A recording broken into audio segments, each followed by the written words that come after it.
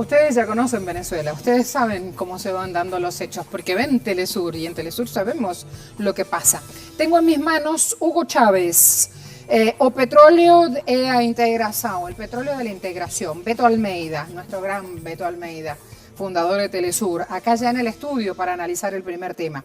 Ahora voy, ya les cuento el interrogante en X. Lo que quiero es contarles por qué estamos alborotados y felices hoy en el estudio. Beto me entregó este libro y le pedí que lo autografiara. En sus palabras, a la compa Marcela, con la certeza de que 20 años no es nada, es verdad, vamos a cumplir 20 años de amistad, en nuestra infinita amistad en la misión de Telesur. Fraternamente, Beto Almeida, Caracas, 17/6/2024. Es una joyita, es una perla caribeña lo que tengo en las manos. Así que vamos ya de inmediato a mostrarles el interrogante en la red social X y vamos a empezar. ¿Por qué? Porque Beto viene a hablar de paz. Y fíjense que, claro, hoy como ayer sonando los tambores de paz. Vámonos entonces, que les muestro por pantalla grande nuestra pregunta. Cumbre de Paz de Ucrania, celebrada este fin de semana en Suiza, no recibió el apoyo de todos los países presentes. Ajá. ¿Y qué pasó? ¿Zelensky se queda solo? Allí vamos consultando, ustedes también, ¿eh? Recién pusimos la pregunta y ya están todos acelerados. Así me encanta, hay que empezar el lunes con mucha energía. Tienen la posibilidad de cliquear sí, no, no sé, o de tomarse un tiempito, unos segunditos más, y contestar tradicionalmente escribiendo lo que ustedes opinan, ¿sí? Escribiendo un poquito más. Así que los espero, nos estamos viendo. En Palestina, este domingo, fieles musulmanes conmemoraron el Eid al-Adha o Fiesta del Sacrificio en medio de edificios devastados por bombardeos israelíes en la Franja de Gaza. A 254 días de la continua agresión de Israel, los habitantes de los territorios masacrados realizaron oraciones sobre los escombros de la mezquita de Omari, al interior del hospital de campaña Emirati y en el Centro Médico Bautista. Durante esta conmemoración religiosa, las autoridades jordanas confirmaron la presencia de más de 40.000 personas en la mezquita Al-Aqsa, donde las tropas sionistas impactaron y sabotearon la llegada de los creyentes. Tras los actos genocidas del régimen de Tel Aviv, los palestinos ponen a prueba su fe mediante el sacrificio de ganado y la distribución de carne a los pobres, en medio de la escasez de alimentos y la tristeza por la muerte de miles de víctimas inocentes. Esta mañana en Agenda Abierta analizaremos el escenario en el que se lleva a cabo la conmemoración ante la constante agresión del ejército de ocupación israelí contra Palestina y las demandas de la comunidad internacional que exigen un cese al fuego total en la Franja de Gaza. Telesur le muestra. Fieles musulmanes efectúan rezo de Eid al-Adha en Mezquita de Al-Aqsa. Departamento de Asuntos Religiosos de Jerusalén ocupada refirió: fuerzas militares agredieron a los más de 40.000 asistentes a esta mezquita. Aunque las fuerzas de ocupación de Israel intentan impedir el acceso a esta mezquita, a este lugar sagrado en la Palestina ocupada, hay decenas de miles de fieles musulmanes que hicieron esta mañana su rezo en esta fiesta del sacrificio. Esa es la traducción al español de esta conmemoración. Y esto se hace en un recinto sagrado allí mismo en Jerusalén, que es la Jerusalén de todos, no crean que es solo la Jerusalén de Israel. Wafa dice: el número de muertos en Gaza aumenta a 37.347, mientras Israel continúa su agresión. 10 personas murieron, 73 resultaron heridas. No hay que decir que esas personas murieron, fueron asesinadas, ¿sí? Y resultaron heridos también en estos ataques de Israel en las últimas 24 horas. Las víctimas... Todavía hay personas atrapadas bajo los escombros y en las carreteras porque los rescatistas no han podido llegar. ¿Por qué no pueden llegar? Bueno, porque lo destruyeron todo, rompieron todas las vías, pero además no envían combustible y ni siquiera tienen agua potable. Entonces, imagínense en esas condiciones cómo poder dar la mano al que le hace falta. Cerca de 85.000 personas resultaron heridas también durante estos ataques, así que atentos a los números y a conocer la información para que cuando nos sentemos en el análisis ya puedan tener un buen panorama. Al-Mayedin dice: Cisjordania vive diarias incursiones de Israel. Las brigadas de los mártires de Al-Aqsa se enfrentaron este lunes a las fuerzas de Israel que irrumpieron en Cisjordania. Grupos del ejército de ocupación de Israel reforzados con vehículos militares invadieron la localidad y llevaron extensos allanamientos en varios barrios. Las brigadas informaron que las fuerzas de Israel hicieron incursiones violentas, irrumpieron en comercios, edificios residenciales, casas y agredieron a ciudadanos palestinos. Vamos a ver ahora qué nos dice Jude Gassi, directamente desde Gaza. Adelante. En el día de hoy, los países árabes e islámicos reciben el primer día de Eid al-Adha, una fiesta para los musulmanes caracterizada por unos actos religiosos como es la peregrinación a la Meca o el sacrificio de un animal como una ofrenda para Dios, y en donde se procedía a repartir su carne para los pobres, y también eran días de festividad, de celebración, reuniones familiares, comidas, días de felicidad. Pero sin embargo, este año estas fechas aquí en la Franja de Gaza son totalmente lo contrario. Este Eid viene a la luz de una guerra genocida israelí por más de 9 meses consecutivos. Anteriormente, los gazatíes en los años anteriores procedían a decorar sus casas, a recibir a los familiares, a realizar comidas con los familiares, pero sin embargo este año, como podemos ver en nuestras pantallas, los gazatíes reciben esta fiesta en sus tiendas de campaña, evacuados de sus casas, refugiados en zonas que no les pertenece, en una situación catastrófica, sin hablar del cierre de las fronteras, la hambruna que se está viviendo en toda la Franja de Gaza, y por lo tanto los gazatíes este año no recibirán estas fiestas como lo recibían los años anteriores. Pero sin embargo, los niños gazatíes, que no tienen culpa de nada, que no tienen culpa de esta guerra genocida, intentan por todos los medios posibles divertirse, y hay un grupo de gazatíes que está intentando dibujar la felicidad en la cara de los niños. Como podemos ver, hay gente que procede a instalar atracciones o columpios y carruseles para que los niños puedan divertirse. Allí a lo lejos también están realizando varias actividades infantiles para que al menos los niños gazatíes puedan sentir un poco este ambiente festejo que vivían en los años anteriores y recordar los buenos tiempos y cómo anteriormente sí eran felices. Ahora hablaremos con este gazatí, el cual intenta dibujar una sonrisa en la cara de los niños para que nos cuente cómo ha recibido esta fiesta. Hola, quiero que me digas este año cómo ven los ambientes del Eid y qué haces para alegrar a los niños. Este año es totalmente distinto a los años anteriores y por eso nosotros intentamos hacer actividades divertidas para los niños, para que se olviden de todo lo malo y vuelvan a ver la vida de una manera bonita.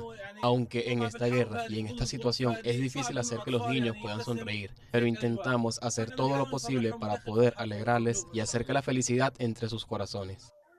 Como podemos ver, este gazatí asegura que este año las fiestas son totalmente distintas a los años anteriores, pero a pesar de todo lo que están viviendo, a pesar de la difícil situación, intentan por todos los medios posibles hacer que los niños gazatíes se alegren un poco, que puedan vivir estos días con un ambiente algo mejor y lejos de la guerra, para intentar distraerles y que no estén pensando todo el tiempo en muerte, destrucción, que es lo que llevan viviendo más de 9 meses consecutivos.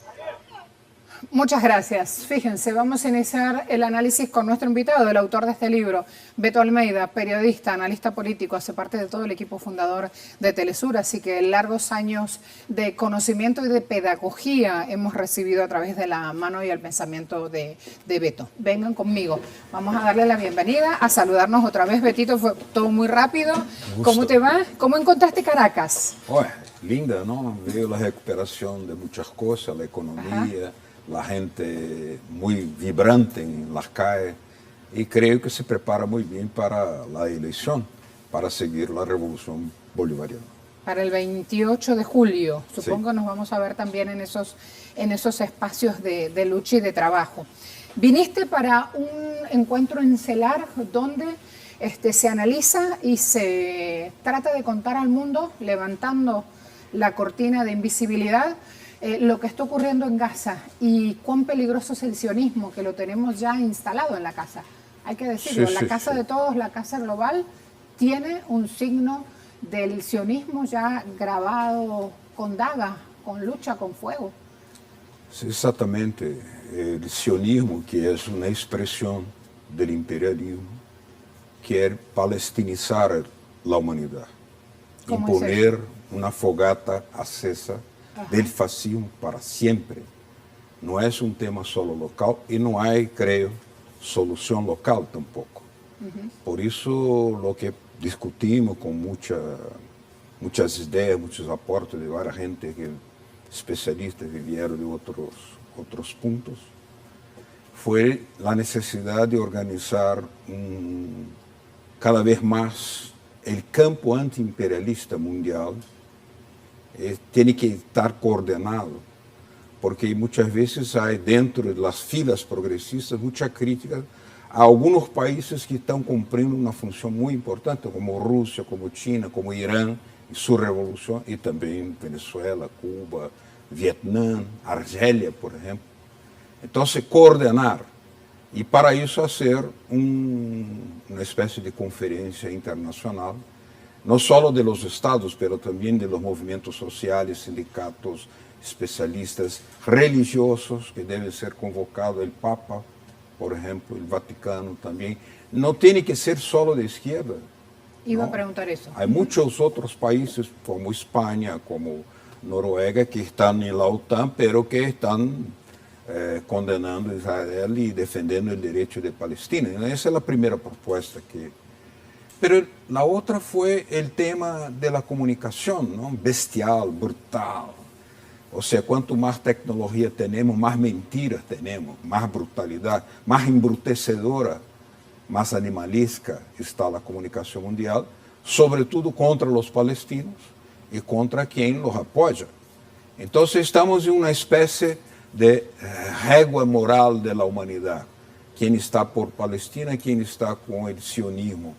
Pero para eso hay también que discutir iniciativas en el campo de la comunicación, y los jefes de Estado podrían hacer una especie de conferencia para una comunicación en favor de la vida, de la humanidad, ¿no? Porque lo que está pasando con Palestina mañana puede ser lanzado contra cualquier otro país para agredirlo, para justificar alguna invasión, algún tipo de ataque, ¿no? Eso está hoy en Palestina, pero el imperialismo, como vuelvo a decir, quiere palestinizar todo el mundo. Sabes que las propuestas a las que te estás refiriendo no es que no se han planteado, no han cuajado hasta ahora. No es nuevo que el presidente Maduro hable a favor del pueblo palestino, la necesidad de darle el apoyo al pueblo palestino, y no desde ahora. No es que ahora Venezuela como Estado tiene esa posición. Colombia también se ha pronunciado de la misma manera, pero no termina de cuajar esto y no termina de generarse la vuelta que necesita para que finalmente se haga realidad. Nos preguntamos por qué, quiénes obstruyen esta idea en la cual buscamos no palestinizar ningún conflicto, pero además buscamos humanizar a todo aquel que le haga falta realmente la mano del otro, que es lo que propone cualquier religión que busca la iluminación, el grado superior de pensamiento de un ser humano. El imperialismo tiene varias maneras de actuar. Una de ellas, lo que pasa con Israel y el genocidio en Gaza, ¿no? Pero con otros países ya hicieron cosas similares. Destruyeron a Libia. El comandante Chávez luchó como un león para impedir que Libia fuera aplastada, que tenía el mayor IDH de toda África. Fue destruida. Siria, Irak, Yugoslavia antes. Entonces, la línea común del imperio con varias formas es la guerra, la violencia, la imposición. Por eso que ese campo que hoy está conformando en los BRICS, está, por ejemplo, actuando para defender un mundo multilateral, una desdolarización de la economía mundial, isso tudo es necesario. También puede convocar, ya que el BRIC defendió recién Palestina, el derecho de Palestina, organizar iniciativas de ese punto de vista, pero convocando otros países, BRICS, el grupo de los 77, el movimiento de los no alineados, el CELAC. O sea, hay que montar una especie de estructura que dé a ese campo una forma coordenada de actuar, porque hoy estamos defendiendo Palestina, pero no con iniciativa, con impacto que podría tener ya. ¿no? Fíjate que todos esos países tienen un voto sentados en el sillón de Naciones Unidas en la Asamblea General que hace el organismo, pero sin embargo nada sale porque siempre tiene el veto de Estados Unidos y del propio Israel. Cuando salió la última propuesta de lograr un alto el fuego en Gaza, fue porque la presentó a Estados Unidos, con lo cual el plan de aplicación y el resultado en un organismo que digita y maneja a su antojo, todavía lo estamos esperando y ya han pasado días. Hablabas de los países africanos y hablabas específicamente de la lucha y de lo conseguido por Argelia. Argelia es un país que desde este lado del mundo necesitamos conocer y mucho más. Empiezan a buscar bibliografía, historia, porque vale la pena llegar hasta ahí, hacer ese paso de conocer qué es lo que ha pasado, qué es lo que ha hecho hasta ahora Argelia luchando contra el colonialismo. Quiero que hablemos de todo lo que África nos puede enseñar en este punto, por favor, Beto. Interesante Argelia, porque Argelia, que es una revolución, lo apoyó desde el inicio la Revolución Cubana, el propio Che Guevara estuvo ahí, las brigadas de médicos cubanos que fueron. Argelia vivió una situación en su propia carne, que en un solo día Francia eliminó 45.000 ciudadanos y ciudadanas argelinos. Un solo día. Eso es historia. Y hoy Argelia aprobó por el Parlamento, por unanimidad, que el Estado tiene el derecho de actuar en defensa de Palestina, incluso de la forma armada, si es necesario, porque como decía Lenin, hay guerras que son de opresión, guerras injustas, pero hay guerras de liberación, que son guerras sagradas. Como fue, por ejemplo, cuando Cuba se levantó, se alzó en armas para ir a aplastar, eliminar el apartheid animal en África, ¿no? Defendiendo la independencia de Angola, de Namibia. O sea, tenemos esas experiencias, pero lo que vemos es que mientras, como fue en Vietnam, el imperialismo solo sentó para negociar cuando recibió muchas derrotas. Lo mismo en África, ¿no? Cuando el África del Sur solo aceptó negociar la paz. Y ahora en Palestina no quieren, tú lembraste muy bien, que fue solamente cuando Estados Unidos propuso en el Consejo de Seguridad de la ONU que se acepte un cessar-fuego. Pero además, se viene el cessar-fuego que es necesario, pero no es solución, ¿no? Queda en el papel. Hay vidas destruidas, casas, hay que reconstruir todo, recuperar la tierra, recuperar el territorio, parar la colonización, la gente poder volver a su casa en Palestina, donde es su casa, ¿no? Todo eso está por discutir, pero por eso defendemos esa conferencia internacional palestina en ese fórum que fue realizado acá, porque la revolución bolivariana está poniendo sus instrumentos en favor de la causa palestina, como la pone, por ejemplo, el Ayatollah Khomeini, que desde 1979 defendía que el centro era defender la causa palestina e incluso puso eso como política estatal de Irán, una cosa singular.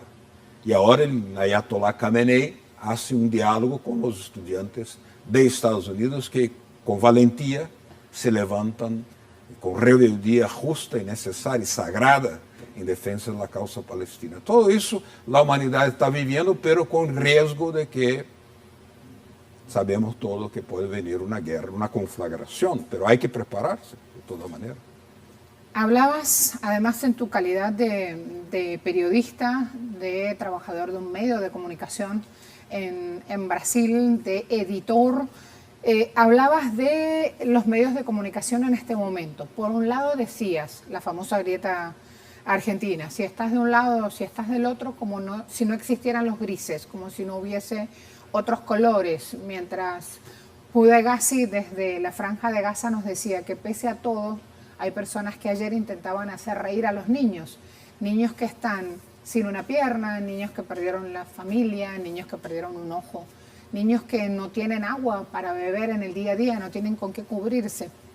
Entonces, es muy difícil mostrarlo así, pero los medios de comunicación necesitan llamar las cosas por sus nombres.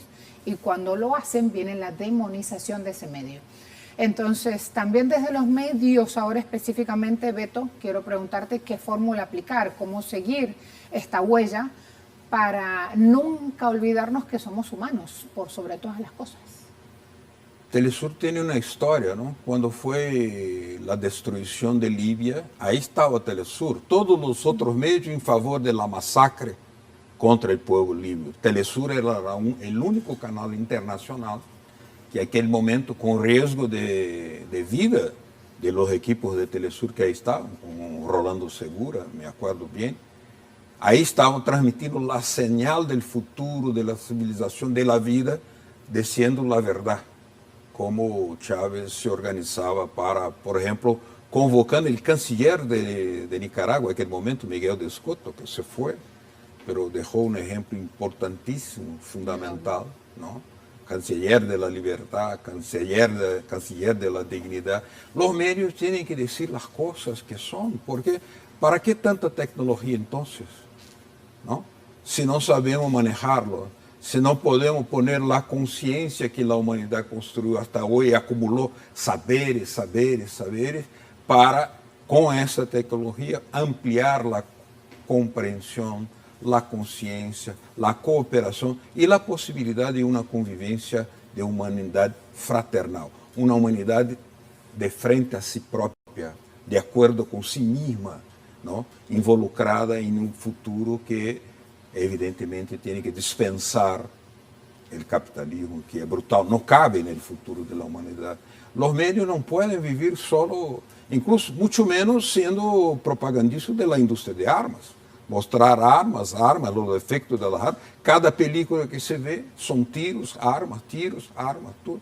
Todo el día en la tarde, comiendo pipoca, vemos que los tiros y las armas están en propaganda constante, que es que está por detrás de la posición de la OTAN contra Rusia en Ucrania, ¿no? Vender armas, vender más armas, pero al mismo tiempo impedir la función que Rusia ya cumplió contra el fascismo en 1945, derrotándolo, y que el presidente Vladimir Putin se compromete a hacer la defensa necesaria de la vida, enfrentando otra vez el fascismo, que segundo el comandante Fidel Castro nos alertaba, esa nueva confrontación con el fascismo, el nuevo fascismo, ese fascismo virá defendiendo la democracia, los derechos humanos.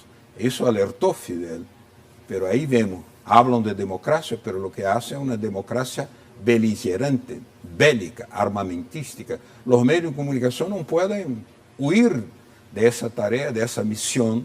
Nosotros periodistas tenemos que decir las cosas como son, o entonces periodistas no seremos. Gracias, Beto. Fíjense, vamos a irnos a la pausa, justamente reseñando una de las tantas cuestiones que está pasando en este momento con Cuba y apoyo chino. Ya voy a eso.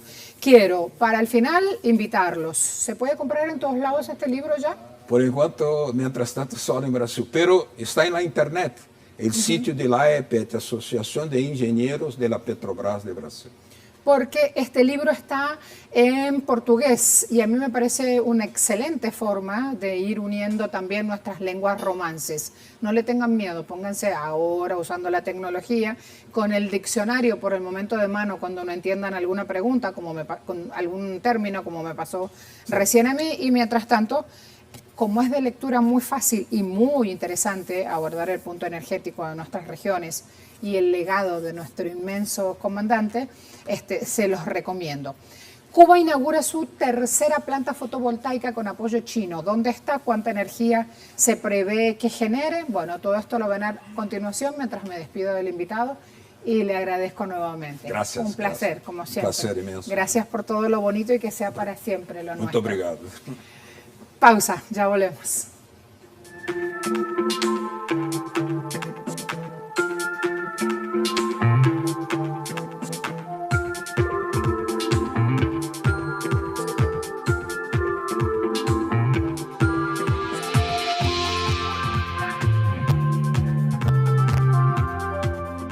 Del gobierno, el partido y el pueblo cubanos, deseo transmitir el más profundo agradecimiento por esta importante donación, la que reviste una alta importancia para la economía nacional y el pueblo cubano, especialmente en el complejo momento energético por el que atraviesa nuestra nación.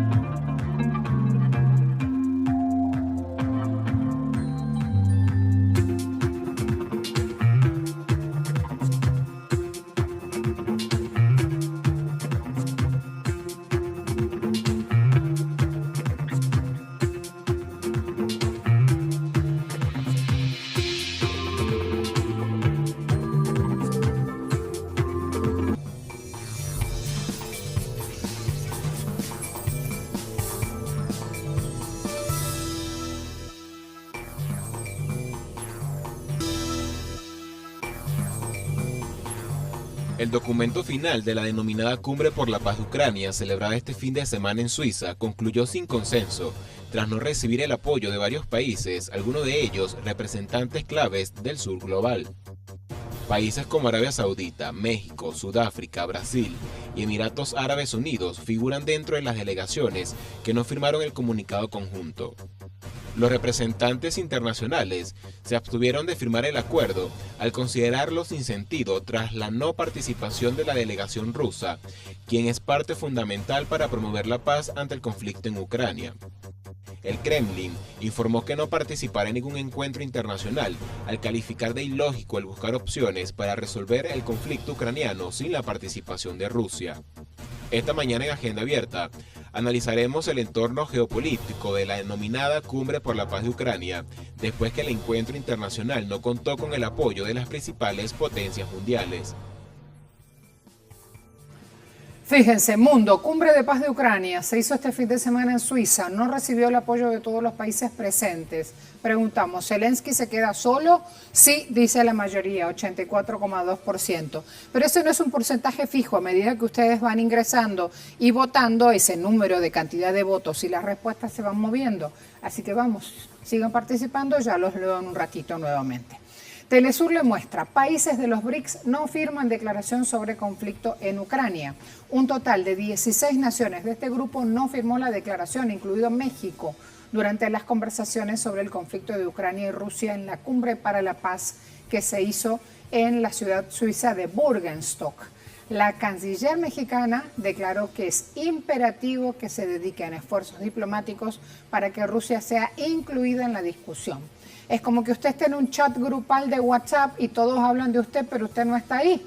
Entonces, ¿cómo va a decir algo? Ni siquiera plantear una defensa, sino simplemente decir, los leo, reflexiono, les voy a responder en algún momento. No, no pueden decir nada porque están hablando de usted a su espalda. Bueno, lo mismo están haciendo con Rusia en esta cumbre de paz. La presidenta suiza indicó que en el foro habían surgido diferencias de opinión. No asistieron los presidentes de Brasil, Estados Unidos y China. Rusia no fue invitada, entonces claro, así está. Es como un 24 de diciembre peleo con la suegra, una cosa así. Al-Mayedin dice, Cumbre de Ucrania concluye sin consenso. La falta de consenso resultó evidente en esta declaración final sobre Ucrania. Entre los 12 países que se negaron a firmar el documento, destacó la postura de Brasil, Sudáfrica, México, Armenia, Emiratos Árabes Unidos, India y el Vaticano. El portavoz presidencial ruso criticó esta conferencia por no presentar un acuerdo de paz en el que se integraran los intereses de todas las partes, además de que obviamente Rusia no fuera invitada a participar. Vamos de inmediato a analizar el tema. Nos espera Sebastián Salgado, analista geopolítico, dirige un portal que se llama dataurgente.com y además es mi ex jefe en Telesur, así que vamos más que rápido y no lo hagamos esperar. ¿Cómo está, Sebastián? Buen día. Un gusto saludarte nuevamente. Trato de ponerle en este empeño de analizar los hechos negativos, del resultado negativo de esta cumbre de paz, trato de ponerle mucho de pedagogía para que se entienda, Sebastián, porque ese es el principal punto. Los medios te dan el titular y después nada más. ¿Y para qué fue todo ese esfuerzo? Te lo pregunto. Bueno, evidentemente Zelensky tuvo un intento, como vos decís, de aislar al gobierno de la Federación Rusa en el contexto del enfrentamiento que existe entre la OTAN y el gobierno ruso en territorio ucraniano, y le terminó saliendo algo absolutamente contraproducente. Zelensky se vio a la deriva con, digamos, esta proclamación que evidentemente no tuvo consenso, que desde la propia América Latina, hay que recordar, Marcela, el presidente Petro, cuando supo que ya de alguna manera todo estaba acordado y que no iba a haber espacio para el diálogo, directamente no viajó. Diferente fue el caso del presidente Milei de Argentina y el presidente Boric de Chile, que pareciera terminar alineándose con los intereses de la OTAN. Y en ese sentido, el presidente de la Federación Rusa, Vladimir Putin, ha sido enfático. No se puede organizar un proceso de paz sin el retiro de las tropas ucranianas de manera total, de las dos repúblicas populares independientes que conforman el Donbass, que son la República Popular de Lugansk y la República Popular de Donetsk, así también como de los territorios autónomos de Jersón y Zaporizhia. Esas son las bases a partir de las cuales el gobierno de la Federación Rusa está dispuesto a iniciar un diálogo de paz, pero evidentemente el proyecto de Zelensky iba en un sentido contrario. Por favor, contame esta situación de Milei, qué hacía en esta cumbre de paz y de qué manera quedó representada la Argentina. Esta parte sí que este capítulo latinoamericano se entiende menos todavía con todo lo que está atravesando Argentina. Por favor, Sebastián. Bueno, el presidente Milei está buscando un alineamiento absoluto con los poderes de la OTAN. En las últimas semanas hemos tenido un portaaviones estadounidense, el George Washington, navegando en las aguas del mar argentino, en el cual las autoridades del Ministerio de Defensa local ahí estuvieron haciendo la veña arriba de ese navío. El gobierno de Milei está comprando aviones F-16 con más de 30 años de uso, estadounidenses, en Europa, que todavía no queda del todo claro cuáles van a ser realmente sus posibilidades en materia de defensa, claramente.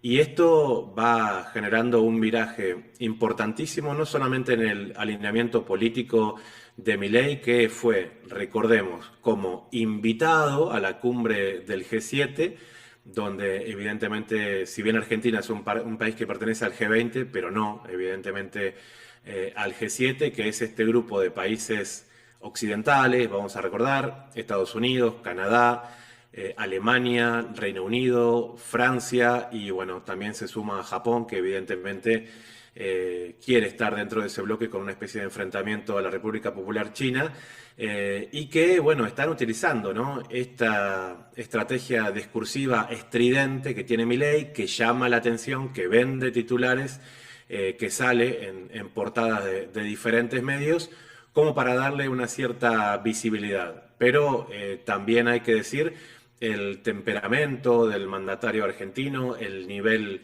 de desastre socioeconómico que está viviendo acá nuestro país, Marcela, evidentemente demuestra que esa estrategia ni siquiera funciona por aquí. Que dijo, el comercio libre es naturalmente pacífico, por donde entra el comercio no entran las balas. Y es el único que habló de este punto, en verdad, porque todos lo que buscaban hablar era de paz, Sebastián. Sí, digamos, dentro de los 3 puntos que tiene este enunciado final, hay que decir que el tema del tránsito marítimo para Ucrania es importante, porque evidentemente hay intereses muy grandes por parte de las corporaciones que se están apropiando de esos suelos tan fértiles que tiene Ucrania, que quieren sacar sus productos. Pero evidentemente el presidente Milei no tiene una experiencia en la arena geopolítica vinculada a este nivel de conflictos y muy por el contrario, ¿no?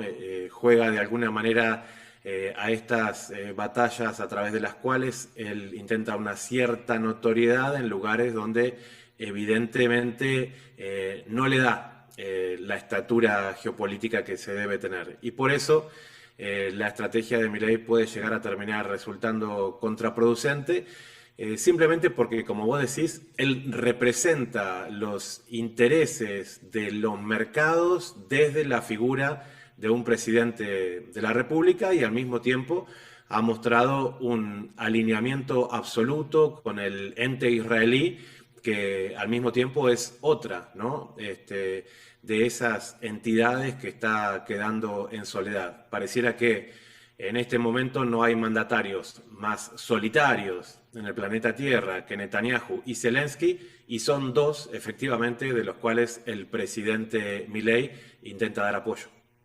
Fíjate que France 24 elige ir por otra línea editorial a titular.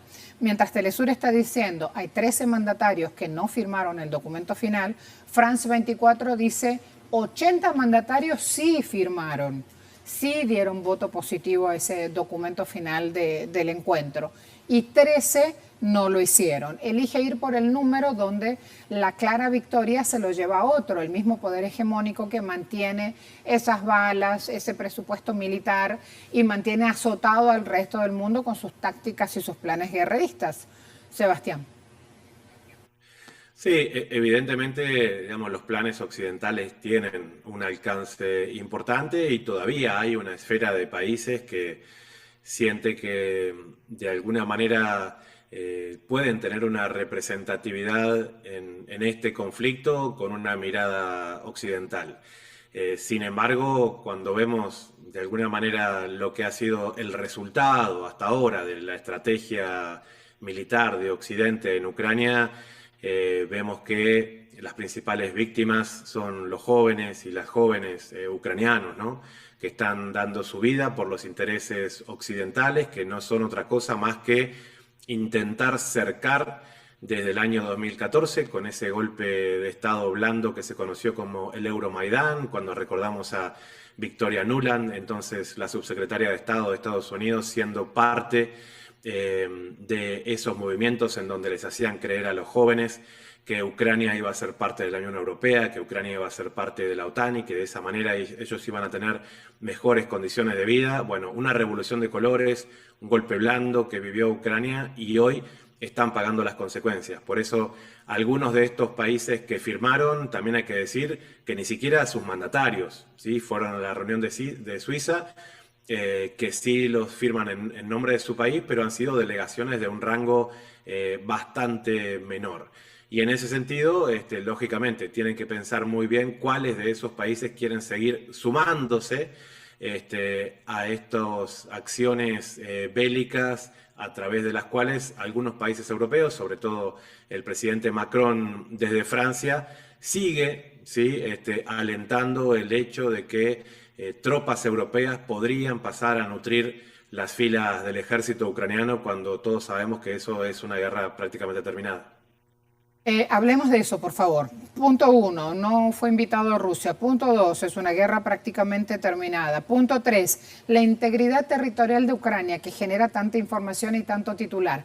¿Cómo queda? ¿Cómo avanza esto? ¿Qué hago para entender por qué me hablan de que esa integridad territorial es fundamental para un acuerdo de paz? Sebastián. Primero hay que entender que los territorios recuperados, que históricamente fueron de la Federación Rusa, y que la propia existencia de Ucrania es un acuerdo político.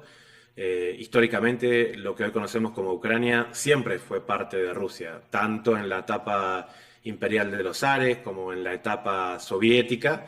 Y la historia ucraniana independiente es, digamos, una nación que tiene unas pocas décadas de existencia. Por eso hoy hay gente con vida, que tiene tal vez 80 años, que nacieron, si nacieron en Lugansk, por ejemplo, nacieron en la Rusia de la Unión Soviética. Y después alguien les dijo, bueno, desde hoy ustedes son ucranianos. Y ahora han vuelto a ser parte de la Federación Rusa y esa gente nunca se cambió de ciudad.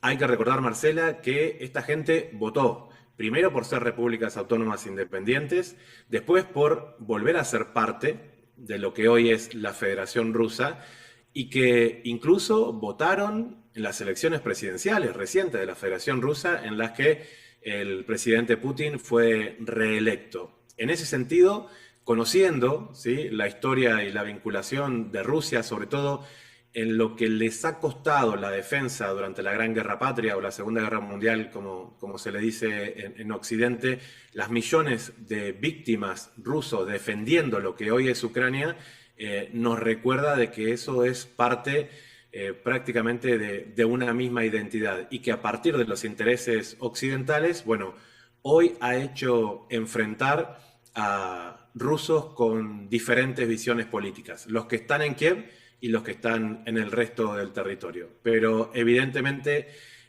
estos territorios que ya han sido recuperados, recordemos, desde el año 2014, Crimea, y desde el año pasado, desde el 2023, Lugansk, Donetsk, Jersón y Zaporizhia, donde está sobre todo el reactor nuclear en el que tanto insistieron durante este fin de semana que quieren recuperar en la cumbre de Suiza, la historia nos dice de que eso no va a ser posible. Gracias, Sebastián. Un abrazo, que llegue hasta Argentina. Nos vamos a ir ahora a Moscú porque Oleg Yasinski, nuestro corresponsal, nos está esperando. Adelante. Saludos desde Moscú, queridos amigos. La llamada Cumbre de Paz de Ucrania, que se celebró los días 15 y 16 de junio en Suiza, parece no haber dado los resultados deseados para Kiev, puesto que hasta varios de sus participantes ya han expresado sus dudas acerca de la eficacia del evento sin la presencia de Rusia. Moscú no fue invitada a la cumbre por exigencias del presidente ucraniano Vladimir Zelensky, quien dijo que ningún representante de Rusia debería estar presente porque podría obtener el apoyo de otros países y secuestrar así la agenda de Kiev. Las invitaciones a Suiza la hizo directamente la Cancillería ucraniana, sin siquiera consultar al gobierno suizo. Se invitó a la cumbre a más de 160 países participantes, pero casi la mitad declinó la invitación al considerar que no tiene sentido discutir la posibilidad de poner fin al conflicto si Rusia no está presente. El comunicado final recibió el apoyo de tan solo 78 países de los 92 presentes.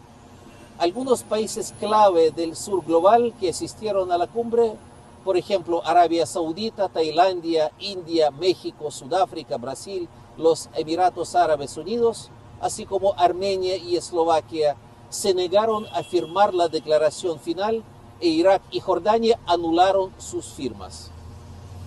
El documento no fue firmado por ninguno de los miembros de BRICS. El presidente de Colombia, Gustavo Petro, suspendió su visita al evento, señalando que la conferencia es básicamente un alineamiento al lado de la guerra. Por su parte, el portavoz oficial de Kremlin, Dmitry Peskov, afirmó que Moscú no tiene nada que decirles a los participantes de la actual Cumbre de Paz de Ucrania.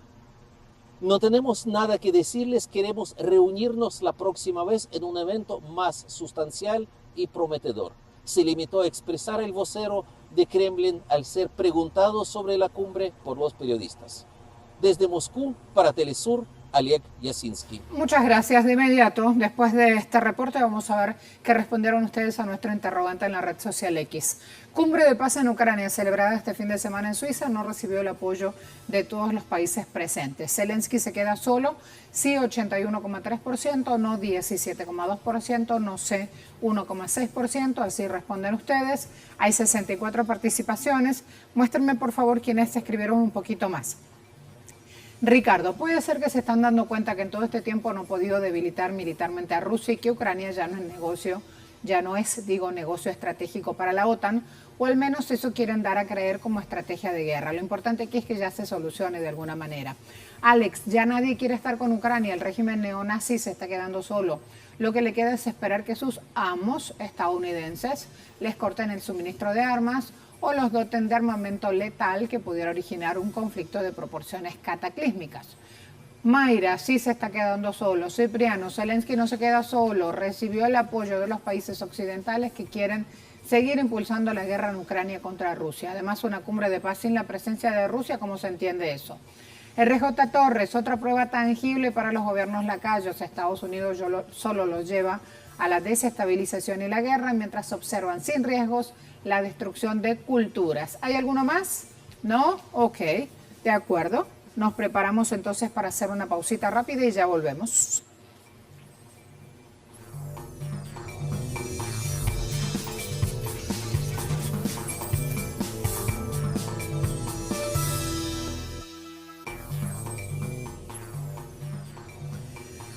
Hasta hace instantes tenía en mi teléfono, ahora no tengo conexión a internet, un posteo de la presidenta de Honduras alertando la situación por las lluvias.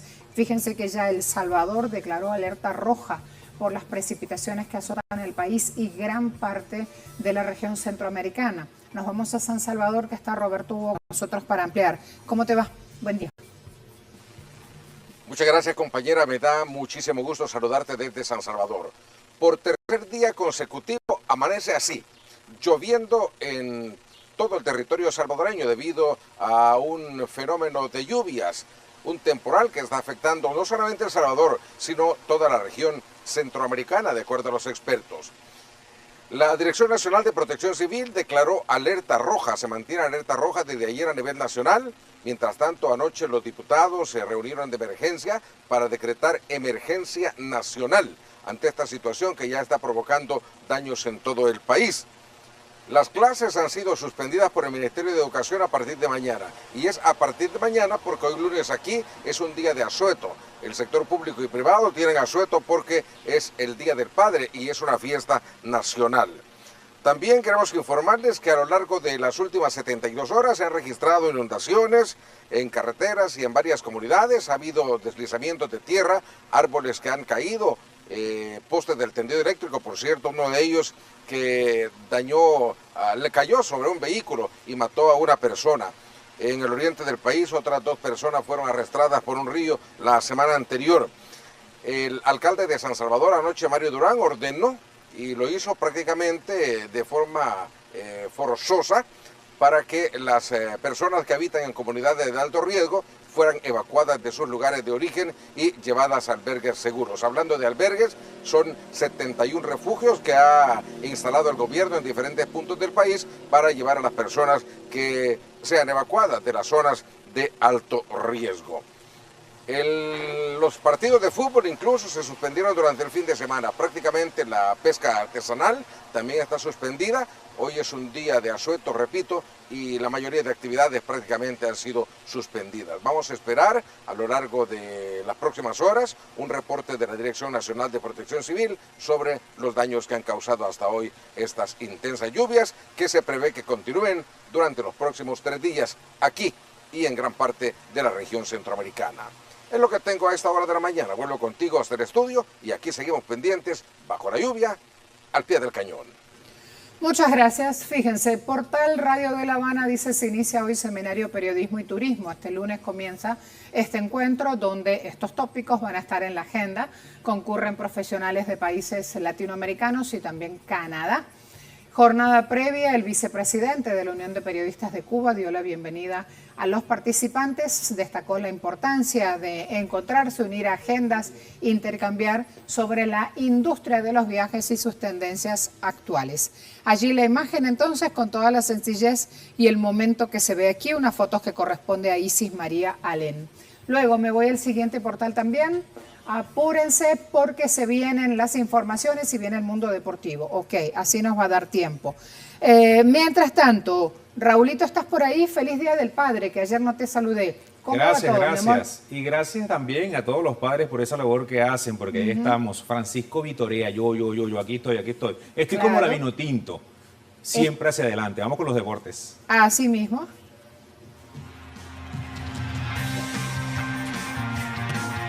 Y aquí estamos con todos ustedes comentándoles que continúan las acciones de la Eurocopa y este fin de semana en la jornada del domingo Países Bajos e Inglaterra lograron el triunfo, mientras que Eslovenia igualó con Dinamarca.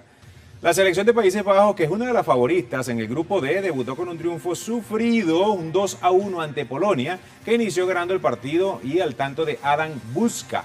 Pero el equipo neerlandés daría la vuelta al marcador con los goles de Cody Gakpo y Goud Wixworth, para así sumar 3 puntos en los primeros partidos. Ya en el segundo partido, Eslovenia empató ante Dinamarca y en el gol en los pies del danés, obra de Christian Eriksen, mientras que por Eslovenia anotó Erik Jansa. Ya en el cierre de la jornada, Inglaterra superó por la mínima a Serbia con el tanto de Jude Bellingham al minuto 13, para que los ingleses queden como líderes del grupo C.